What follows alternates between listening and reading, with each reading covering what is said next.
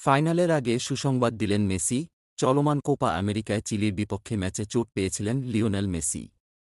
যদিও quarter final ও সেমিফাইনালে পুরো সময় খেলেছেন তিনি, কিন্তু তার চোট নিয়ে শঙ্কা ছিল সমর্থকদের মাঝে।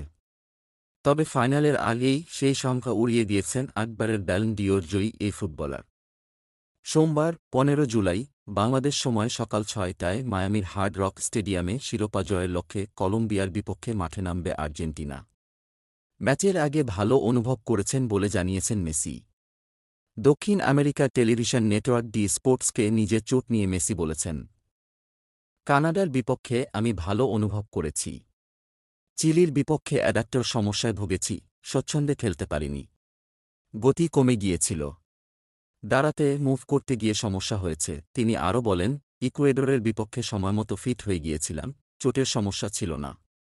তবে কিছু যে একটা গড়বড় আছে, সেটা মাথার মধ্যে চলছিল। সেই ভয়টা গত ম্যাচে কেটে গেছে। ফাইনালের জন্য ভালো অনুভব করছি।